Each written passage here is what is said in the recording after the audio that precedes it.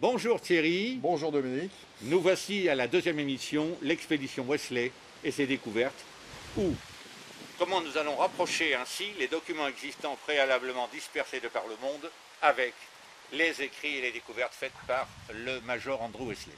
Tout à fait, et pour faire suite, disons, à la première émission que nous avons faite, Oui. qu'est-ce que tu pourrais nous dire à présent de l'organisation sociétale en fait de l'Agartha?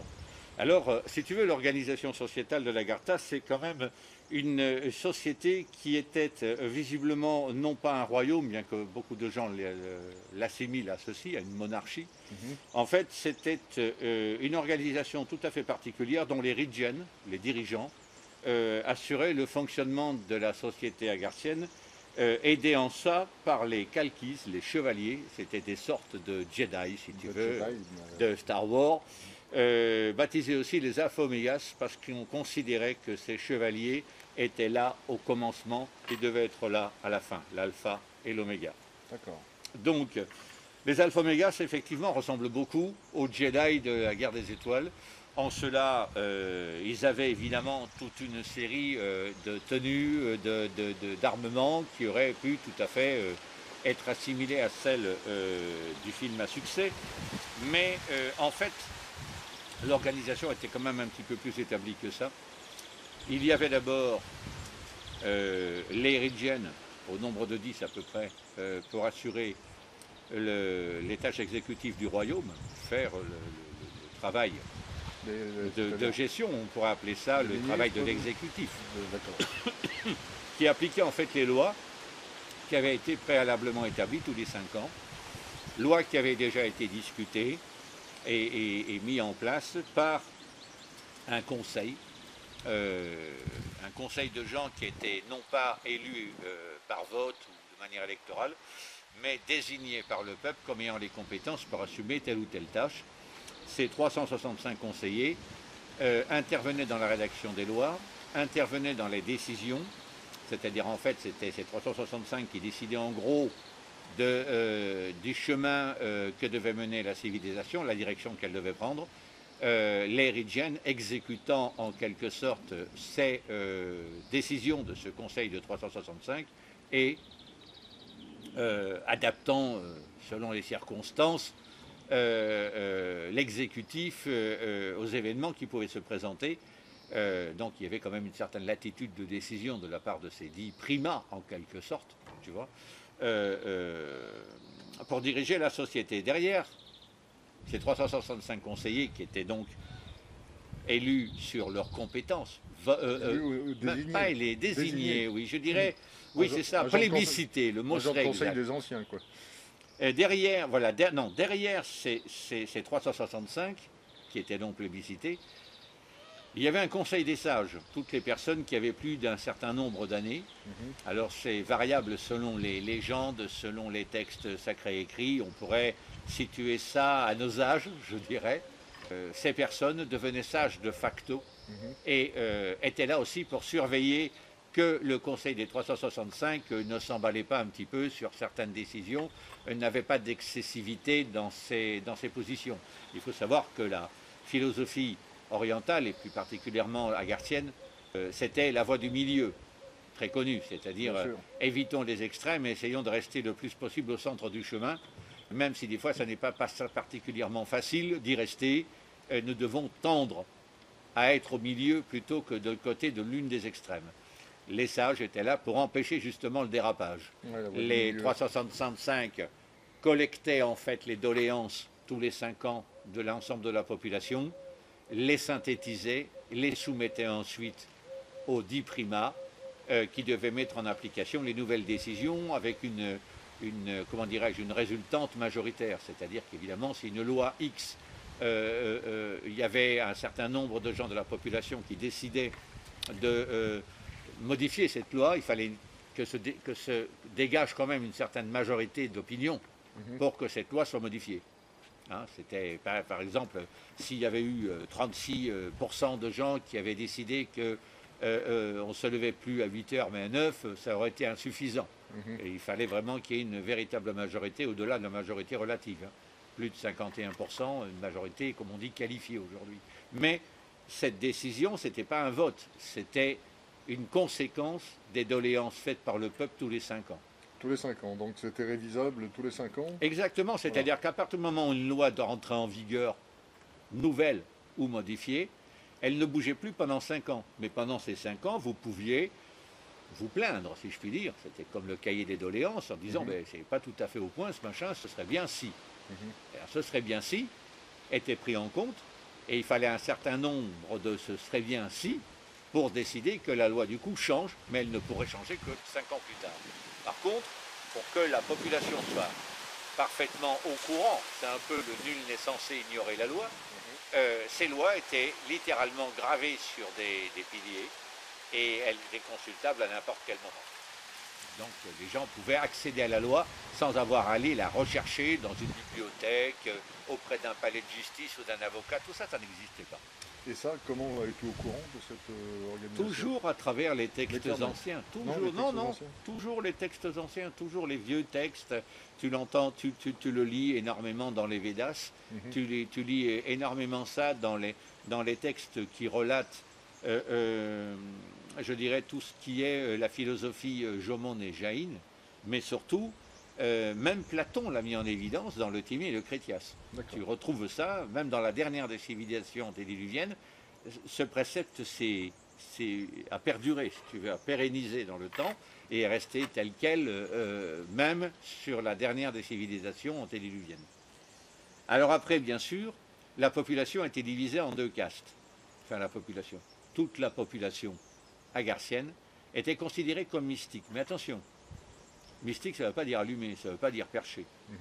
Mystique, ça veut dire initié au secret, qui sait ce que le commun des mortels ne doit pas accéder. Parce que non seulement il ne comprendrait rien, mais il ne serait pas en mesure, ou il pourrait dévoyer le cheminement en l'interprétant mal.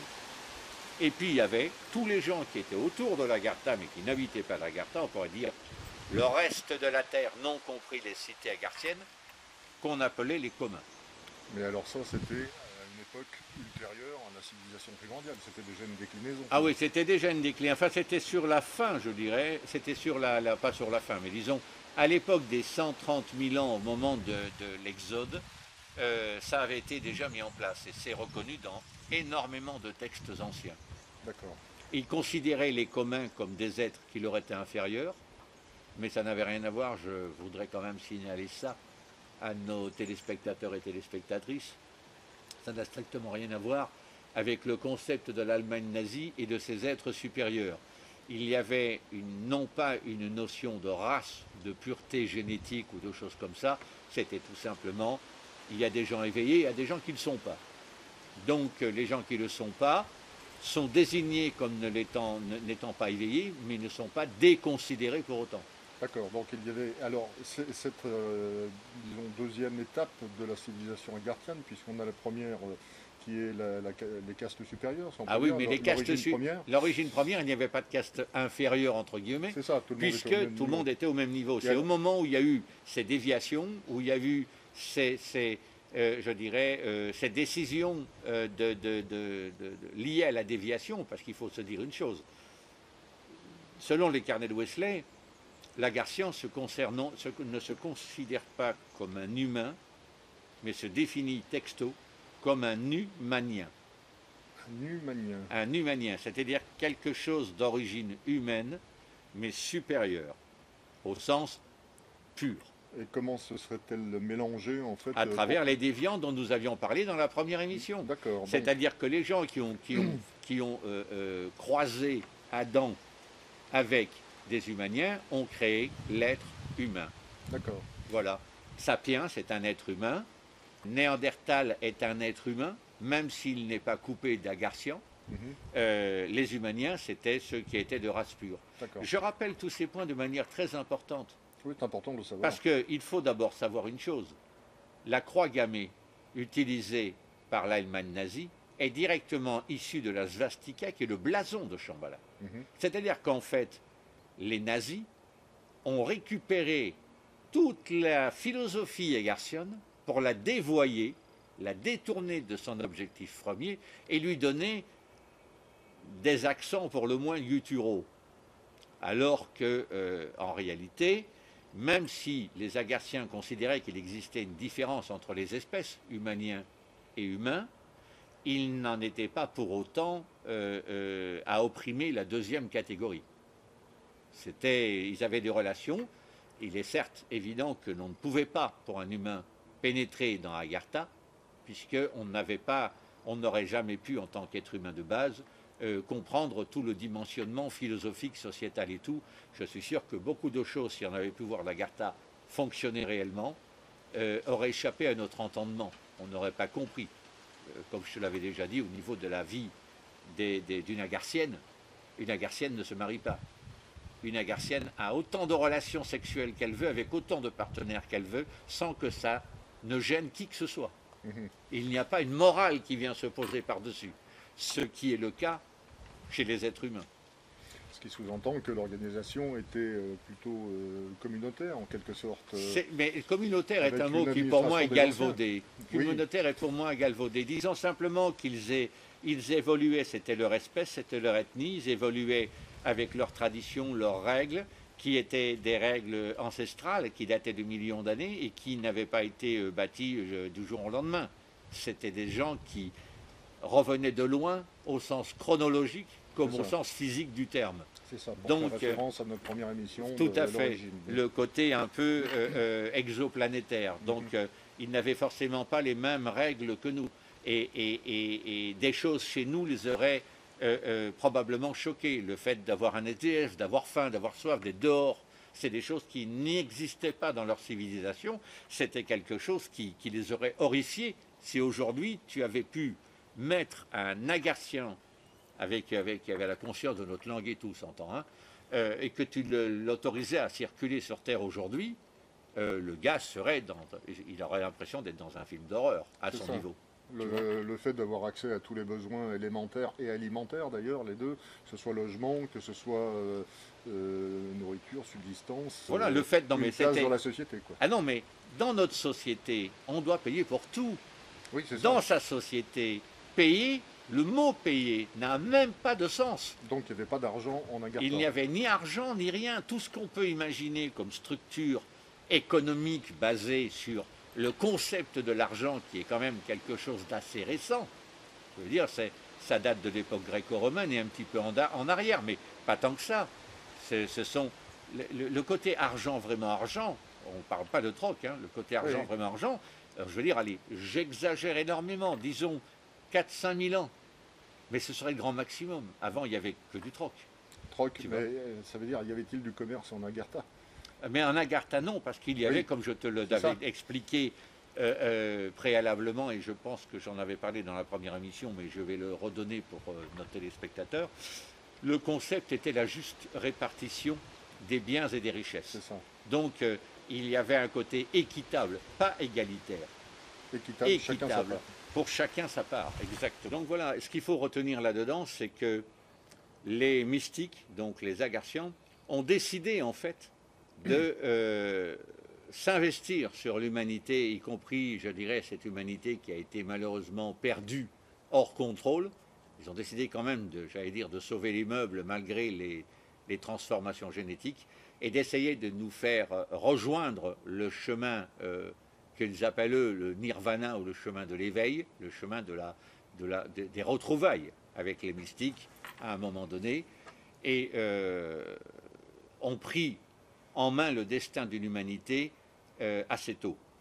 D'après les carnets de Wesley, lors de l'Exode, ils avaient déjà tout programmé sur comment nous allons faire rejoindre les personnes en Exode, la diaspora agarthienne, et les fils d'Adam, si je puis dire, pour que les deux arrivent à un moment donné à fusionner et que grâce à cette fusion, on arrive en quelque sorte à limiter la casse provoquée par les déviants.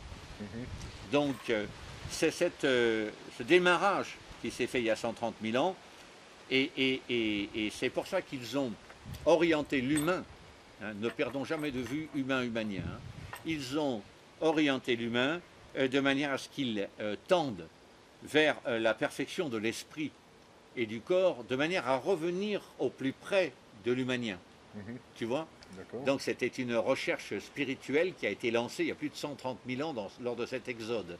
Et depuis 130 000 ans, ils ont lancé un programme, c'est du moins ce qui est déduit dans la salle du savoir à Shambhala, pour que humains et humaniens se retrouvent à Shambhala et que, enfin, l'intégralité de la civilisation agarthienne repart vers un âge d'or, dont l'objectif de cet âge d'or, comme il est précisé un petit peu plus loin, l'objectif de cet âge d'or, c'est de pouvoir reprendre la marche en avant vers, je dirais, l'évolution. Mais de cette évolution agarthienne en fait. Hein, donc, Voilà, agarthienne, voilà, essentiellement agarthienne. Ils n'ont jamais perdu de vue que le globe, c'est Agartha. c'est ça. Mais ils sont venus s'implanter ici, donc du coup, et Enfin, ils se sont venus s'implanter, ils se sont retrouvés à implanter un petit peu de force. Hein. oui, alors Donc, pour quelles raisons et pourquoi et finalement quel est leur but à travers tout ça quelle est la tâche, qu'est-ce qu'ils eh ben, attendent si tu veux, l'intégralité de leur but, on peut le lire à l'intérieur de la trilogie Shambhala, où en suivant le tome 4, 5 et 6, et en suivant l'expédition de Wesley, on comprend un petit peu mieux tout ce qui s'est passé dans cette civilisation, et ce C'est qu'a ça. retrouvé Wesley, et qui vient éclairer certaines directions des textes anciens, secrets et sacrés, sur lesquels on se trouvait avec littéralement des pointillés, un peu comme des énigmes, tu sais, des phrases dont on a retiré des mots, il faut retrouver les mots pour recomposer la phrase. C'était exactement la situation qu'on avait avant les carnets de Wesley. L'avantage de ces carnets, c'est qu'on a pu ainsi superposer les éléments et trouver les réponses aux questions qu'on avait et sur lesquelles on n'avait aucune réponse puisqu'on ne comprenait même pas le sens même de la démarche. On se disait, l'Agartha est là, il est censé nous protéger, il est censé nous aider à nous élever spirituellement, etc. Dans quel but? Oui, Pourquoi? j'ai lu effectivement dans Shambhala qu'on a un rôle, enfin la civilisation agarthienne aurait un rôle vis-à-vis en fait de l'univers, on va dire, Alors, de la ce qu'il faut galaxie. comprendre, comme je te l'avais expliqué, nous avons subi 2 génocides massifs. Je dis nous si on accepte de faire une filiation et de resserrer les liens avec nos ascendants. En fait, il y a très longtemps et très loin d'ici, hors de la galaxie, hors de notre galaxie, s'est passé quelque chose d'horrible qu'on ne pourra pas décrire ici. C'est trop long, mais l'intégralité de la civilisation agarthienne s'est littéralement effondrée et seuls quelques centaines de milliers de survivants ont réussi à échapper à ce carnage qui s'est reproduit une seconde fois et par les mêmes intervenants dans le système solaire de la Voie lactée. Mhm. Alors que la civilisation agarthienne avait atteint, comme je l'ai dit dans la première émission, le niveau 6 au niveau des civilisations, c'est-à-dire qu'elle était vers ce qu'on pourrait appeler aujourd'hui, parce que c'est de monnaie courante, l'ascension, hein, un peu comme la Bible le décrit pour Jésus, Marie et compagnie, l'accession à la forme énergétique de la conscience. Passage sur un autre plan, en quelque Voilà. sorte, oui. Le problème, c'est qu'ils se sont dit, après ce qui nous est arrivé, on est à peu près certain que d'autres civilisations ont disparu et que d'autres civilisations disparaîtront si personne n'arrête ces fameux Arzul. Donc, non seulement ils ont constitué pour un peuple hyper pacifique les armes les plus destructrices que l'univers connaît, mais ils ont décidé de les employer et d'employer l'humanité que nous sommes, les Agarthiens que nous sommes, à désormais avoir un but qui peut paraître complètement fantasmagorique pour le commun des mortels. Non seulement nous devons rattraper notre retard technologique, non seulement nous devons remonter à tous les niveaux de conscience spirituelle et même morale, mais nous devons en plus prendre une charge qui n'avait jamais été prévue pour notre civilisation à l'origine, devenir littéralement les gardiens de l'univers. Alors ça peut paraître complètement fou ce que je suis en train de te dire, mais l'idée c'est nos vaisseaux, notre technologie nous permettait, si on en croit les textes de Wesley, d'effectuer des voyages interstellaires sans avoir à se déplacer d'un point A à un point B, parce que nous avons la technologie là-bas qui permet de replier l'espace et de se déplacer, comme ils appellent eux-mêmes, en voyage immobile. c'est-à-dire de passer d'une dimension, d'un cadran de la galaxie à un autre cadran de la galaxie ou de l'univers, par une simple pliure de l'univers, de distorsion de l'univers. Et donc du coup de pouvoir transférer des bâtiments entiers, des escadres entiers à l'autre bout de l'univers si nécessaire, en un temps record, là où il nous faudrait des millions d'années, le faire en quelques secondes. C'est ce qu'on entend parler déjà par les tours de verre ou des choses comme ça, quoi. Exactement, mais à un niveau infiniment plus élevé, parce que le trou de verre est un trou dans le dimensionnement spatio-temporel et tridimensionnel, même quadridimensionnel de l'univers, si on tient compte de la quatrième dimension, le temps. Mais là, c'est carrément la possibilité d'effectuer une distorsion sur le temps. Enfin, c'est une technologie qui nous dépasse aujourd'hui complètement, mais qui va tout à fait dans le sens des 700 siècles d'évolution.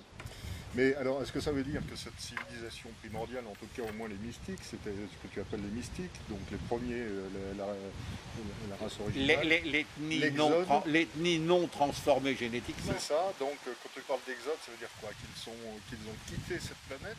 Non, ils ont quitté la Gartha, enfin la vallée et la cité de Shambhala, avec pour mission, je crois qu'il y avait un problème de surpopulation sur place. Donc ils ont décidé de conquérir toute la Terre. C'est une des raisons pour lesquelles nous avons un mal fou à retracer le déplacement migratoire des populations, parce que en fait, ça n'est pas parti d'un point, puis ça a rayonné comme les branches d'un arbre, c'est parti un peu de tous les côtés sur le globe et dans toutes les directions. On peut même considérer que la cité 97 a pu fusionner sous une forme d'une autre population avec la cité 13. Par exemple. Et tous ces mélanges et tous ces croisements, tous ces couches et sous-couches rendent extrêmement illisible la migration et le développement démographique sur la planète, la conquête de cette planète. C'est la raison pour laquelle il y a autant de combats entre, on dit qu'on vient d'Afrique, on dit qu'on vient d'Occident, on dit qu'on vient d'Eurasie. En fait, on vient un peu de partout dans la réalité des faits. Et on ne peut pas dire qu'on vient spécifiquement de là ou de là. Ce qui est important de retenir, c'est qu'en fait, si on doit parler de Néandertal et de ses ascendants, on pourrait éventuellement dire qu'ils viennent d'Afrique. Mais nous ne venons pas d'Afrique, nous le savons bien. Donc, par voie de conséquence, en tant qu'Agarthiens, nous le savons bien. Je sais que ça fait un effort pour le téléspectateur et la téléspectatrice d'essayer de se projeter dans cette idée. Mais si nous sommes les Agarthiens, nous étions donc dans 98 cités, donc nous savons très précisément d'où nous sommes partis pour conquérir la Terre. Oui, mais nous sommes des déviants, en fait. Nous sommes des communs. Mais le problème est là. La question est de savoir si nous sommes communs ou pas, dans la mesure où, comme l'exprime la prophétie du Kalachakra, la révélation de notre côté commun à notre côté mystique se fera lors du déploiement de cette fameuse onde électromagnétique dont je te parlais en off et qui va sélectionner les individus, je dirais, trop modifiés transgéniquement de ceux qui sont plutôt peu modifiés. Et il ne reste pas des représentants de la race pure, enfin de la race pure entre guillemets. Alors les représentants, oui, il en reste, parce que si tu veux, quand ils ont quitté Shambhala et peut-être toutes les autres cités, il est probable qu'il y ait une partie des individus qui soient restés, même plusieurs milliers d'années, ne serait-ce que pour maintenir tout ça en état. Il ne faut pas perdre de vue que quand Wesley décrit Shambhala et qu'il la visite, ce n'est pas une cité en ruine qu'on voit. Oui, mais il n'y a pas de représentants, il trouve personne. Si, dans la salle du cristal, les fameuses 5 personnes en stase, dont une des personnes a tous les attributs, y compris les comment dirais-je, les symboles du Raudra Chakrin, qui est considéré comme le dernier roi des Agarthiens et de Shambhala. Pourquoi le dernier? Parce que c'est un petit peu comme dans le Seigneur des Anneaux. Il y a eu l'époque des elfes, et après il y a l'époque des humains. Il y a eu l'époque des Agarthiens, et maintenant il y aura notre époque à nous. Mais quand nous allons, si nous y allons, retrouver Shambhala et l'Agartha, nous devons en principe, selon les carnets de Wesley, faire face à 5 individus qui vont nous éveiller, nous apprendre éveiller nos consciences, notre esprit, et ça c'est quelque chose qui te parle complètement, euh, euh, euh, nous donner des capacités d'éveil absolument inimaginables qui transformera chacun de nous en un véritable Bouddha et qui devrait notamment modifier notre comportement, notre manière de penser et tout. Et cet enseignement va être fait uniquement pour les personnes qui vont atteindre Shambhala parce que, encore une fois, la cité étant à l'arrêt et ces 5 personnes n'étant pas là pour gouverner, mais là pour nous conseiller, il va falloir obligatoirement reconstituer l'organisation. Et cette organisation qui se reconstituera aura besoin de ces conseillers pour repartir, je dirais, du bon pied, selon les bons repères et les bons éléments. En attendant, il faut y aller. Oui, il faut y aller, c'est clair. Il faut y aller, apparemment, ça semble extrêmement compliqué, donc très difficile, même si tu es en possession des carnets. Il reste que l'accès, tel que tu le décris dans tes ouvrages, est très compliqué. Donc, qu'est-ce que tu peux nous dire au sujet de cet accès ? Déjà, c'est vrai que si on parle de ce pays, c'est assez tentant d'essayer d'y aller parce qu'évidemment, apparemment, il présente toute la configuration d'un pays idéal, hein, comme je disais, d'un pays de cocagne, en quelque sorte. Ça. Mais il est évident que les Agarsiens semblent avoir, et depuis le début, puisque toutes les légendes disent la même chose, hein, quelle qu'elle soit et quelles que soient les origines, on n'accède pas à Shambhala et à l'Agartha si on n'est pas initié. Et pas seulement initié sur le plan philosophique, spirituel, moral, initié au système de protection qu'ils ont mis en place, parce qu'il est évident qu'une société qui est foncièrement pacifique ne craint qu'une seule chose, et celle-là l'a connue et de la pire des façons, l'invasion. Donc, par voie de conséquence, ils ont mis un certain nombre de protections en place. On entend notamment, dans les carnets de Wesley, le système, notamment de la porte est du royaume, qui est une sorte de succession latérale de roches à travers lesquelles il faut passer pour le peu que tu arrives à voir qu'en réalité, c'est des successions de roches et pas un mur unique. Tu vois, il y a de l'illusion d'optique. Et dans l'illusion d'optique, ils sont passés maîtres. Ils ont créé des systèmes qui sont extrêmement difficiles à décrypter pour entrer, pour passer. Il suffit de voir le temps qu'ils ont mis. Je crois qu'ils ont passé plus de 15 jours devant la porte est du mont Shangri-La quand ils ont essayé de l'ouvrir, rien que pour décrypter la manière dont il fallait activer les éléments mobiles de la porte pour l'ouvrir. Donc, je veux dire, dans les ouvrages, c'est extrêmement difficile. Ils ont mis énormément de protection. En plus, je ne suis pas le seul à le penser. Les textes anciens ne sont pas les seuls à le penser non plus. Et parmi les humains, je dirais, non scientifiques, non aguerris quand même, je me targue d'être assez orientaliste quand même aussi, mais il y a un autre orientaliste qui est Tony Bushby, qui disait justement, je le cite, hein, les tentatives de localiser l'Agartha par voie aérienne est quasi impossible du fait du microclimat dont bénéficie ce lieu. À la fois doux et humide, il générerait en permanence une sorte de brouillard, de nuages d'altitude, rendant l'Agartha indécelable. Moi, je suis partiellement d'accord avec lui, il y a probablement ce genre de choses, mais pas uniquement. Ça n'aurait pas permis, comme tu posais la question dans l'émission précédente, de rendre totalement invisible une vallée de cette dimension. Donc il faut toujours en revenir aux réflexions de Wesley. 700 siècles d'avance, ça donne des moyens de rendre invisible ce qui ne l'est pas. Maintenant, cette technologie nous dépasse forcément, mais enfin, on le sait. Si aujourd'hui on allait dans la préhistoire et même sans ça, au Moyen-Âge, et qu'on s'allumait une clope avec un briquet, on passerait pour des sorciers et des magiciens. Oui, c'est évident, bien sûr. Tu vois, donc je veux dire, la technologie, il y a ce qui est aujourd'hui, enfin ce qui est science inexpliquée aujourd'hui, est classé magie, comme ça l'a toujours été. Ça cesse d'être de la magie quand on arrive à trouver une explication au phénomène et qu'on arrive à reproduire le phénomène. Tu vois, c'est ça la science. La science, c'est de la déduction, c'est pas de la supputation, et c'est surtout de la répétition. Je ne sais plus qui c'est qui disait ça, je crois que c'était Einstein, qui disait le seul moyen de s'assurer d'être dans le vrai, c'est quand vous prenez une expérience et que vous arrivez à la répéter de manière sans faille 3 fois de suite. C'est ça. Donc le problème, c'est que, voilà, non seulement on ne connaît pas encore comment ça fonctionne, alors avant qu'on arrive à le reproduire 3 fois de suite, on est encore loin. Mais je pense qu'il y a une explication qui est tout à la fois climatique, comment dirais-je, structurelle au niveau géologique. C'est quand même une vallée encaissée, elle est encaissée autour de monts, tout est gelé autour d'elle, elle a un microclimat apparemment, d'après les descriptions de Wesley, la plupart des falaises intérieures sont faites de pierres qui ont comment dirais-je,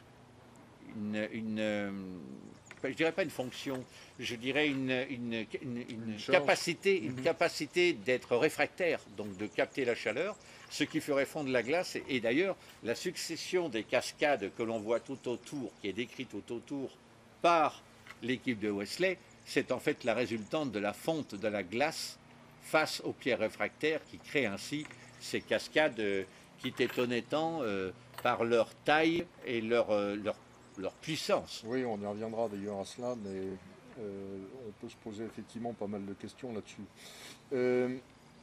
Écoute, on dit qu'il y aurait à Shambhala, on dit qu'il y aurait un trésor à trouver. Qu'est-ce qu'il en est de ce côté-là? Alors, le trésor spirituel en lui-même? Ah oui, oui. Voilà, ah ben, je pense, moi, non, personnellement, moi, je pense que le premier trésor est tout avant tout un trésor spirituel et technologique. Après, à côté de ça, effectivement, je te le disais, c'est un peuple qui n'avait pas le sens du commerce et qui ne donnait de valeur aux choses qu'en fonction de leur beauté, mais pas du tout une valeur, je dirais, commerciale. Ils aimaient l'or parce que ça brille, parce que c'est beau, parce que on peut faire des choses très beaux, mais ils n'étaient pas... Ils ne comprenaient pas la valeur de l'or. Il n'y avait pas de valeur intrinsèque, quoi. Ah ben, je veux dire, c'est un petit peu comme les Incas et les Mayas qui ne comprenaient pas très bien pourquoi les conquistadors couraient après autant d'or, alors que pour eux, ça n'avait aucune signification. C'est ça. Tu comprends? Ils les prenaient même pour des fous, en se disant, qu'est-ce que c'est qu'ils veulent courir après ça? Ça vaut rien, on s'en fout. Tu vois, mais pour les valeurs des Mayas, des Incas, des Aztèques, on s'en foutait, mais pas pour les Espagnols qui avaient une autre vision des choses, ou Portugais. Donc en fait là-bas, oui, effectivement, il est dit là-bas qu'il existe, parce que simplement quand on décrit le palais du Calapa, c'est-à-dire le palais de ces 10 personnes qui gouvernent, la salle du conseil, quand on parle de la salle du savoir, les descriptions qui sont faites de la salle du savoir sont absolument démentielles. Je crois que même les plus beaux monuments du Vatican font pas le figure à côté. Mais ce trésor, il est vu par des communs. Il est vu par des gens de l'extérieur. Évidemment que ça représente énormément d'argent. Je veux dire, si tu t'amuses à récupérer toutes les indications qui sont inscrites avec des perles, de véritables perles, qui servent de flèches et de panneaux de direction, tu te dis, je prends un panneau de direction, je suis déjà millionnaire, quoi. Mais en fait, pour eux, ça n'avait rien. Et les gens sont dans cet esprit. Il y a un côté conquistador. Beaucoup de gens ont voulu aller chercher Shambhala parce qu'il y avait ça. Et que se disait, on va trouver de l'or, de l'argent, des bijoux et tout dans des proportions hallucinantes. Et tout ça, il ne suffit que de se baisser pour les ramasser. C'est ça qui a motivé au départ, je veux dire à partir de l'Antiquité, beaucoup de chercheurs. Il y avait à la fois les richesses physiques, après il y avait l'attrait peut-être d'un règne, de pouvoir du monde.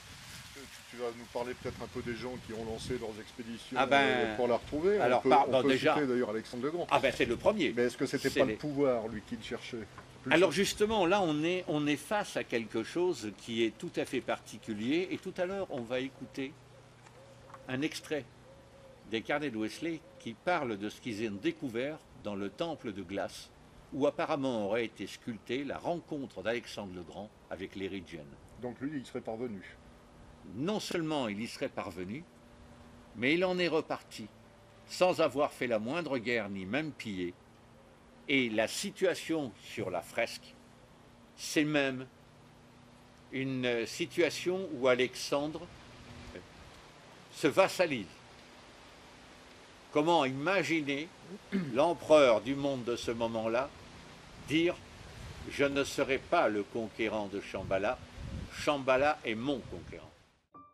Il se dressait devant nous, monumental, projeté comme une gigantesque lame ouvragée, placée entre deux pics et quasi transparente par endroits.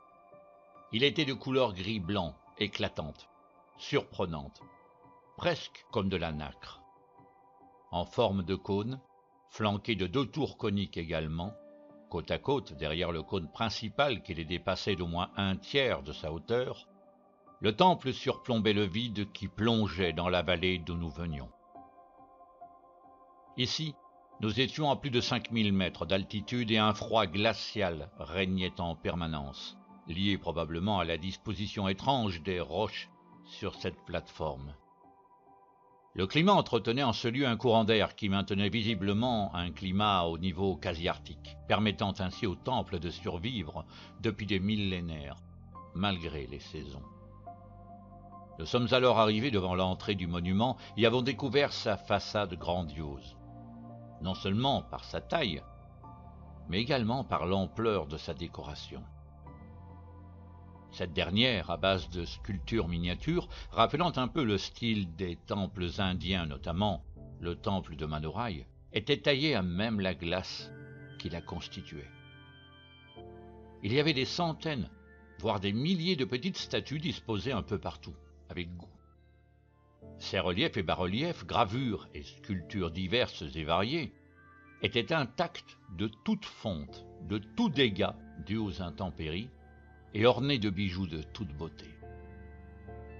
Malgré la glace et le vent givrant, tout ici, peut-être à cause des couleurs apportées à la glace, donnait une sensation de chaleur, de bien-être, d'accueil amical et chaleureux. Étrange, ne trouvez-vous pas, dis-je à mes compagnons.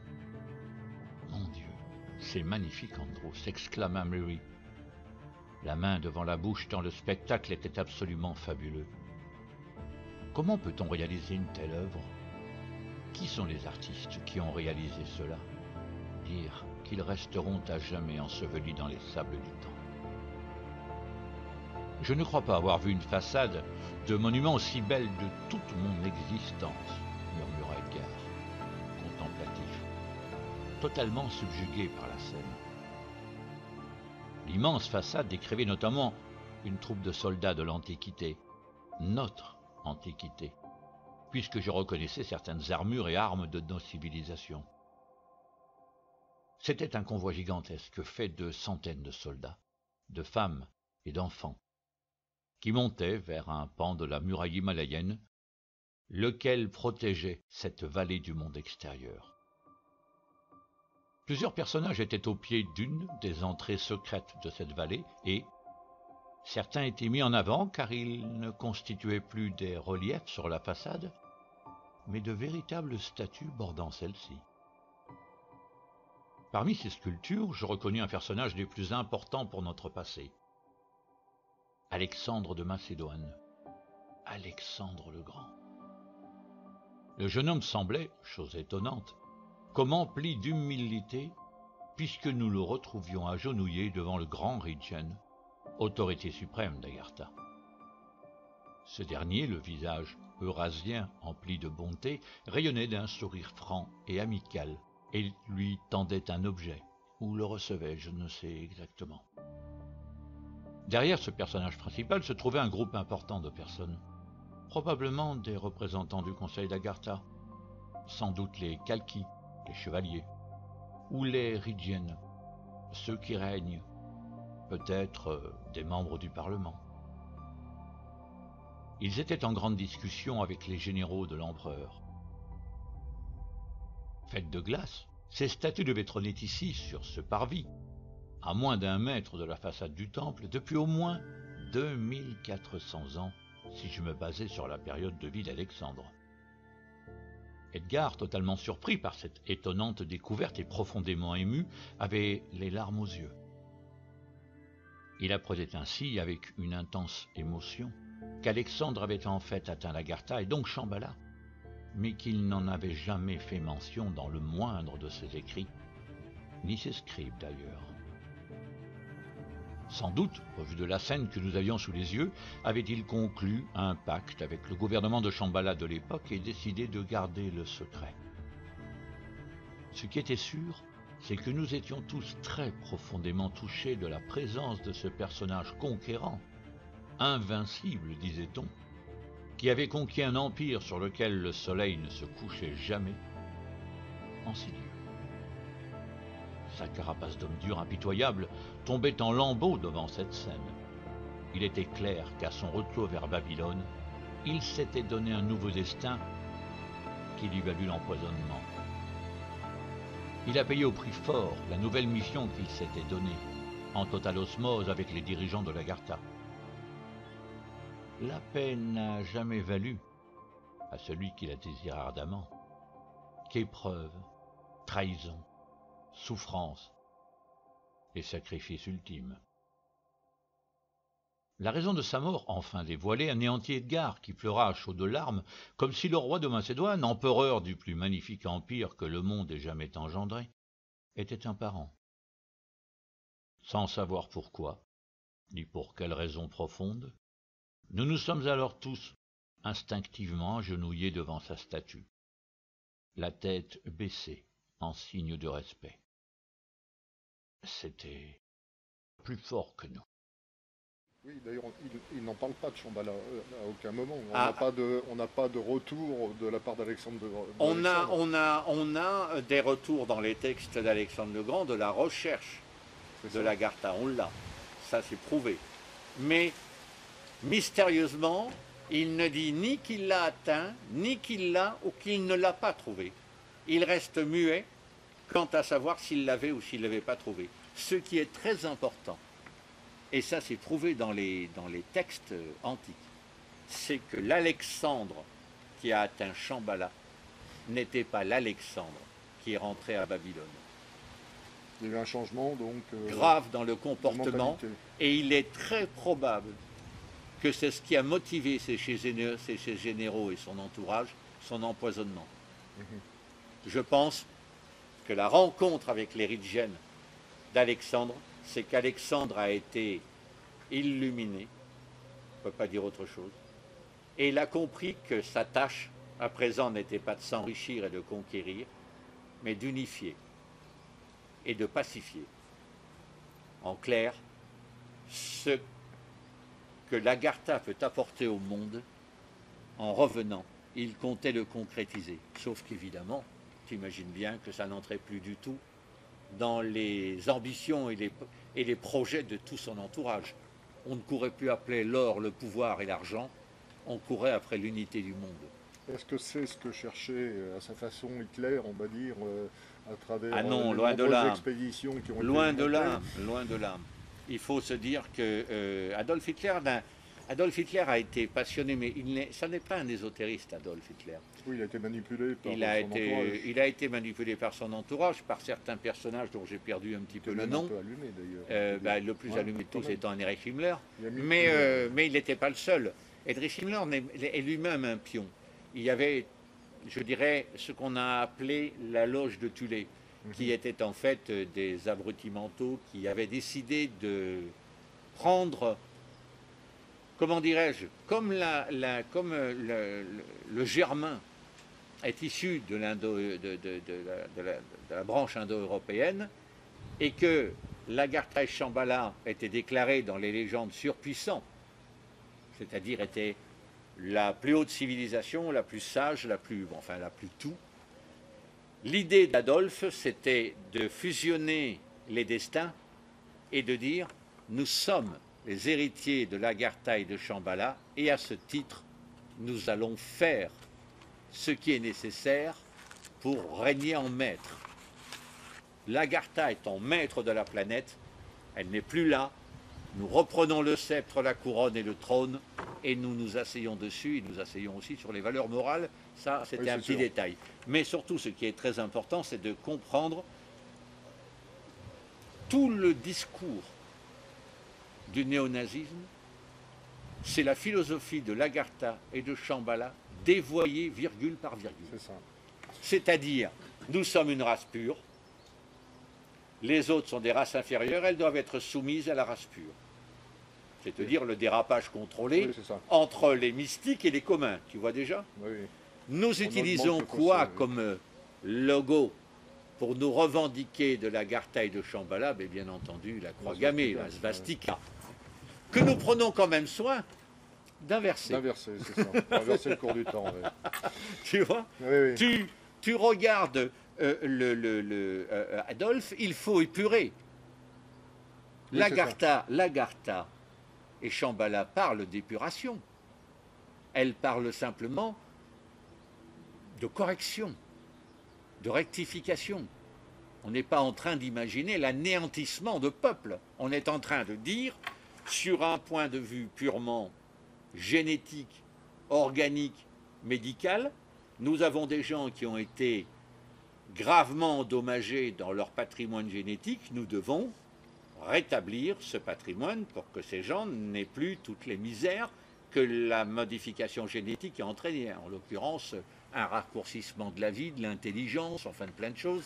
Et bien entendu, le fait que nous puissions être infectés pour un oui, pour un non, par tous les microbes de cette planète. Quand on regarde l'Agartha, la démarche est saine. Ça veut dire que toute la population est concernée par une évolution, ou bien la population mondiale actuelle, j'entends. S'il y avait une évolution bien de entendu. rectification génétique, on passerait littéralement à un humain 2.0 qui serait en fait un rapprochement progressif pour revenir à l'unité de l'humanien. Mais ce n'est pas la décision de l'Agartha, n'a jamais été on va oblitérer tout ce qui ne nous ressemble pas. Bon, c'est important de le préciser. Mais quand parce même. que sinon, on pourrait, on pourrait repartir dans l'idéologie. Mais c'est là, nazis, mais c'est là qu'il faut comprendre la petite finesse diabolique, insidieuse des néo-nazis.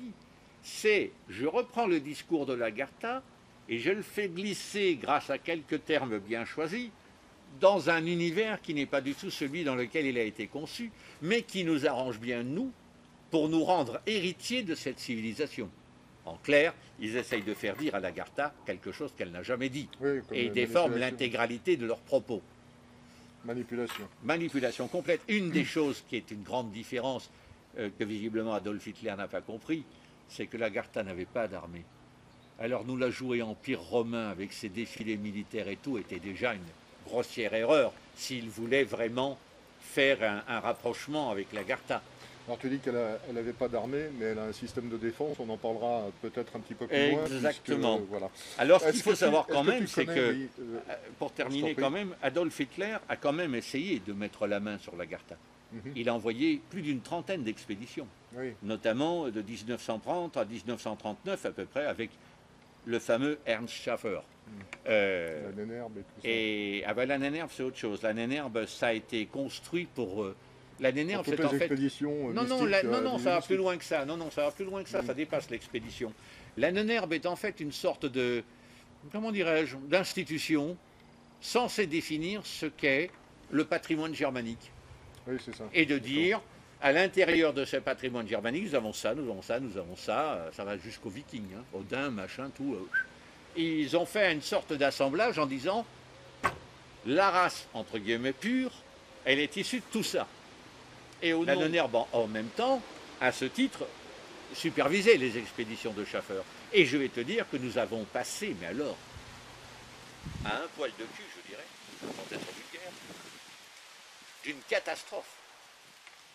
Ernst Schaffer, lors de ses expéditions, et notamment au Tibet, a fait différentes découvertes, mais heureusement insuffisantes, et est passé à moins de 30 kilomètres d'un des points du chemin initiatique de l'Agartha qu'a emprunté Wesley.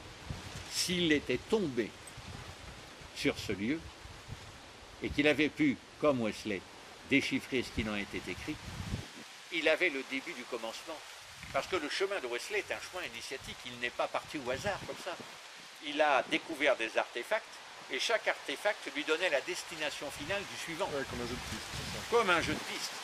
Le problème, c'est que si Schaffer était tombé au beau milieu de la route, une fois qu'il avait défini et décrypté, même si Wesley était déjà passé depuis longtemps quand il s'est lancé dans le truc, il aurait pu reprendre le même chemin et atteindre la même destination. Et ce coup-ci qu'une armée. Mais alors justement, est-ce qu'il y a d'autres explorateurs qui ont réussi à atteindre Shambhala? Les gens qu'on connaît là-dedans,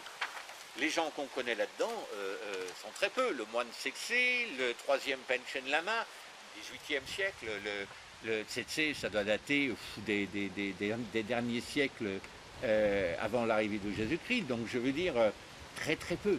Extrêmement peu de gens sont allés à Shambhala. Extrêmement peu. Toutes les histoires qui parlent de voyageurs vers Shambhala, tu ne totalises pas 5 personnes. Et aucune n'en est revenue vraiment Si. pour nous donner des Non, éléments des gens concrets, sont en tout cas. revenus, des gens sont revenus, mais le problème, c'est qu'à chaque fois, ils font des descriptions des lieux, toujours partielles, comme s'ils voulaient cacher certaines choses, ce que n'a pas fait Wesley, mais surtout, ils n'ont pas fait quelque chose qu'a fait Wesley, qui a changé la donne. C'est que nous n'avions aucun moyen, à travers leur description, de pouvoir reprendre un chemin et atterrir au bon endroit. Ça restait du domaine trop vague. C'était impossible d'arriver à remonter les informations pour pouvoir atteindre Shambhala et l'Agartha. Et c'est ça qui est révolutionnaire dans les carnets du Major. C'est qu'enfin, nous avons là aussi un jeu de piste. Il suffit de remonter les points GPS et nous atterrissons automatiquement où il a atterri. Oui, mais il doit bien y avoir également des systèmes de protection. On dit qu'il y a des systèmes de protection pour protéger Shambhala. Si cette cité, si cet endroit est aussi important. De toute façon, beaucoup de gens ont essayé d'atteindre Shambhala et l'Agartha, et je ne sais pas à toi que je vais apprendre que l'Himalaya est le plus grand cimetière à ciel ouvert. Oui. Il y a plus de 30 000 morts dans l'Agartha, dans l'Himalaya, et tous n'ont pas essayé de grimper le mont Everest. Hein. Beaucoup de gens ont cherché sans jamais trouver. Et je te dis, ils ont mis énormément de systèmes de protection, ne serait-ce que dans les écrits, ne serait-ce que dans le... si tu veux, ils ont toujours un discours important. Une chose évidente, quoique étonnante, c'est que dans les chroniques de Shenrap Miwo, l'Agartha est décrit en détail, mais des détails de chez détails, jusqu'à la tenue des femmes, des hommes, presque l'heure à laquelle ils se couchent, l'heure à laquelle ils mangent, mais rien n'indique l'endroit. C'est ça. Rien, jamais. Aucun texte n'indique l'endroit. Et quand tu tombes sur des textes qui t'indiquent l'endroit, la surface est tellement large que tu te dis, mais c'est quasi impossible. Si je dois m'amuser à quadriller morceau par morceau cet espace, il va me falloir la vidéra avant de trouver le bon endroit. Comme si tout le monde s'était donné le mot pour ne donner aucune information. Et je te rappelle quand même que si je n'avais pas été mis au courant des carnets de Wesley et si je ne les avais pas acquis, on serait encore dans l'ignorance totale de là où ça pourrait se trouver. Oui, c'était toujours assez surprenant d'ailleurs de penser qu'il puisse exister un tel lieu et qu'on ne puisse pas, ce que je disais lors de la première émission, par des moyens technologiques ou courants, arriver à se rendre à l'évidence ou à découvrir des traces flagrantes de l'existence d'une cité comme celle-là. Mais comme je te l'ai dit, je pense que les mystiques, quand ils ont quitté l'Agartha et Shambhala, et ceci au niveau des 98 cités, ont pris un soin tout particulier à délayer l'information jusqu'à la rendre laiteuse. C'est-à-dire qu'à l'heure d'aujourd'hui, on a plein d'infos sur l'Agartha et Shambhala qui se recoupent à travers les différents vestiges qu'on trouve dans le monde, où on voit bien qu'il y a une civilisation mondiale qui a tout contrôlé. Mais on n'arrive pas, il n'y a pas assez de détails, de précision, de points de repère, de vestiges, d'artefacts suffisants pour que le puzzle puisse s'assembler. Parce que l'enjeu, quand on lit les carnets de Wesley, est tel qu'on peut comprendre qu'ils aient mis des protections maximales pour que n'importe quel individu mal intentionné ne puisse pas atteindre la cité. Car il existe un problème que Wesley ne met pas en évidence dans ses carnets, mais qui en découle quand tu lis. La personne qui va atteindre la salle du cristal et pouvoir déclencher la résurrection, la renaissance de l'Agartha, sera désignée comme le maître absolu de toute cette technologie. Sauf que, qui garantit la probité du gars qui va mettre la main? Oui, c'est sûr. C'est Et toujours le problème, le point faible de cette technologie, c'est qu'elle se vassalisera au premier qui aura enclenché le système. Il n'y a pas de système de protection pour filtrer cela. C'est tout le problème. Mhm. C'est-à-dire qu'on peut imaginer, à l'heure d'aujourd'hui, d'autant plus que c'est quelque part en territoire chinois, que la Chine, si elle le trouvait, aurait une telle avance qu'elle pourrait décider, comme ça, dans une espèce d'euphorie, de délire, de déclencher l'empire du milieu qui deviendrait l'empire général de la Terre. Et pour le peu que les cadres du Parti communiste soient toujours actifs en Chine, nous aurions un communisme pur et dur à la Marx et la Lénine sur l'ensemble de la planète, sans que plus personne ne puisse y faire quelque chose, pour une raison qui est extrêmement simple: quel que soit ce qu'on mettrait en face, ce serait insuffisant. Il faut espérer que cette technologie ait inclus dans ces programmes C'est ce une que- certaine moralité. Ben, je ne sais pas s'il y a des verrous, parce que si tu veux, il faut comprendre une chose: il était parti pour 8 mois, il est parti 4 ans. Il a visité plein de choses. Et dans ses carnets, il a aussi une autre réflexion. Juste avant le départ, il dit: j'ai passé 4 ans dans ces murs, j'ai vu des milliers de choses, des choses incroyables que l'humanité n'arrivera jamais à accepter, à comprendre et à croire quand je vais revenir. Et pourtant, je sais que je n'ai pas vu un millième de ce qu'il y a à découvrir. Donc c'est extrêmement vital que, je te dis, la probité des gens qui pourraient atteindre est énorme. Et tu comprends bien que si demain l'Agartha était localisée, c'est même plus une question humaine. Des nations entières se feront une guerre totale jusqu'à disparaître dans un holocauste C'est certain, pour pour acquérir ce Bien sûr, pouvoir. bien sûr. Et rien, ni personne ne pourra les arrêter. Ce sera le jugement dernier, pour de bon. Donc, les gens qui pourraient retrouver ça vont être investis d'une énorme responsabilité et devront être, et je sais que, j'allais dire intérieurement, tu le souhaites du plus profond de toi-même, investis d'une spiritualité, d'une probité, d'un éveil énorme et d'un enseignement à la positivité et au côté pacifique, au côté paix des choses, qui aujourd'hui, je vais te le dire honnêtement, hein, c'est méchant à dire, hein, mais je ne suis même pas sûr que le Dalai Lama soit assez digne d'y aller. Donc c'est très très difficile. Ce sera, je pense, pour les explorateurs qui iront là-bas, un défi de tous les instants, et l'équipe ne peut pas être fondée sur je dirais uniquement des accointances. Ça ira beaucoup plus loin.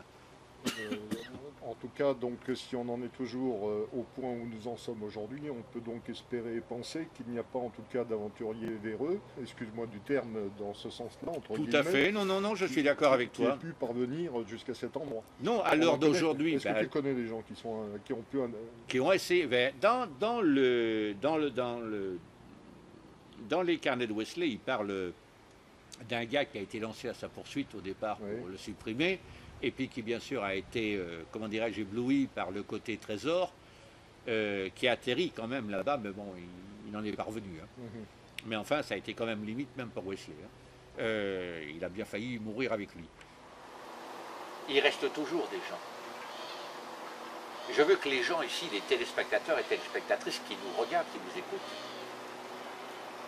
qui se rendent compte bien d'une chose. D'abord, les nazis, c'est pas fini, et on en voit tous les jours.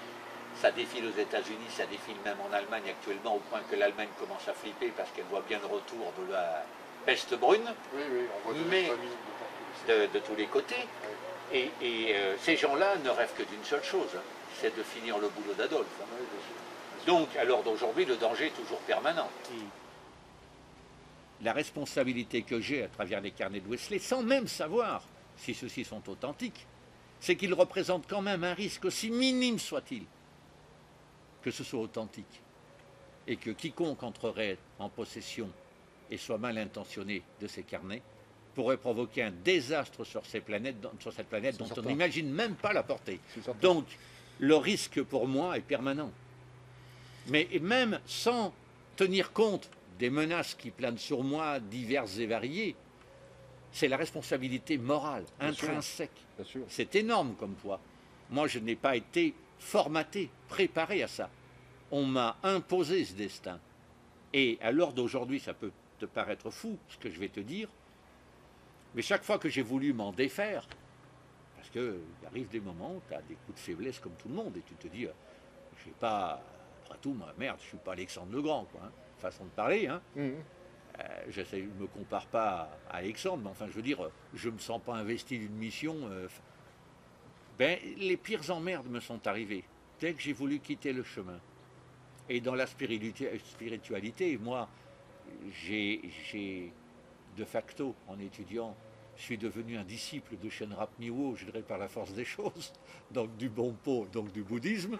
Je suis arrivé à un point d'éveil, je crois, où je me rends très bien compte que je suis guidé et que je ne peux malheureusement pas échapper à ce qui va m'arriver. Ben, je suis contraint de poursuivre, je dirais, le chemin. Je suis poussé, même si je m'arrête, il y a quelque chose qui me pousse en avant et qui m'oblige à aller de l'avant sans que je puisse m'arrêter. C'est extrêmement dur à vivre, mais c'est comme ça. Et ça fait peur, parce que on peut parler de gens qui, comme moi, se sont intéressés à l'orientalisme et à la Gartha et Shambhala, comme Albert Grunewedel. Il a mal fini, le monsieur. À force de tenter de décrypter le Kalachakra et de trouver les enseignements filigranés à l'intérieur de ce document, car il y en a, le pauvre gars, il est devenu fou. Et il est mort, je ne sais plus en quelle année, je dois avoir cette petite information, 28 octobre 1935, il est parti dans une folie furieuse et s'est jeté par la fenêtre, quoi. Donc, je veux dire, et il n'est pas le seul. Il y a d'autres gens, bon, je ne peux pas m'étaler dans cette émission, mais on doit compter au moins une trentaine de personnes qui sont mortes à aller fouiller, à aller creuser trop profondément. Tu vois ? À titre personnel, moi je ne peux que souhaiter qu'on découvre la Gartha pour promulguer, disons, une vie beaucoup plus spirituelle et pour moi, respectueuse des individus et de toutes les formes de vie d'ailleurs. Pour moi, je pense que... l'inverse, bien sûr. Ah non, mais pour moi, si tu veux, la découverte de la Gartha et de Shambhala, c'est pas seulement le bond quantique qu'on va faire au niveau technologique, c'est un retour aux vraies valeurs, un retour au vrai partage, à la solidarité, au vrai sens. J'aime beaucoup cette phrase très maçonnique d'ailleurs, liberté, égalité, fraternité. C'est un excellent concept qui n'a jamais été appliqué nulle part, hein. Donc même dans ce pays. Donc ce serait bien pour une fois que cette règle s'applique parce qu'elle est intrinsèque à un ensemble de valeurs et que pour pouvoir bénéficier de ces valeurs, tu es bien obligé d'être libre, égalitaire et fraternel. Tu vois ? C'est en ça que serait le vrai progrès. Tu vois ? Donc, la découverte de Shambhala, la découverte de la Gartha, c'est quoi ? Ça va finir notre émission. C'est un retour aux sources, mais surtout une récompense pour l'humanité qui, je pense, a suffisamment perdu de vie, a suffisamment perdu de temps, a suffisamment souffert de toutes les formes possibles de souffrance. Je pense que l'âme de chaque individu a eu plus que son compte et qu'on devrait effacer le karma de pas mal de gens dans l'humanité, parce que si on devait considérer qu'on n'a pas réussi forcément à toutes les épreuves et que pour cause il faut se les refaire sous la forme du karma, je plaiderais objection, votre honneur. Si la civilisation était l'ordre premier, beaucoup de ces épreuves n'auraient jamais existé et l'être humain n'aurait jamais dû passer par ces épreuves. En tout cas, pas sur ce plan, je suis bien d'accord avec toi, et l'ouverture spirituelle est le but finalement de la découverte de Shambhala, que ce soit sur un plan physique ou spirituel. On va peut-être conclure là pour cette émission, et puis donner rendez-vous finalement à toutes les personnes qui te suivent et qui nous suivent pour le prochain épisode. Si le prochain épisode de connaissances scientifiques. Voilà. Vas-y, Découverte qui par sera Jean donc Wesley. Voilà, les connaissances scientifiques, vas-y. découverte par le nageur Wesley tout au long de son expédition. Voilà, ce qui va être intéressant, c'est que nous allons ainsi découvrir certaines choses qu'il a découvertes et qui viennent illustrer le propos de la première et de la deuxième émission. Eh bien, allons donc comme ça.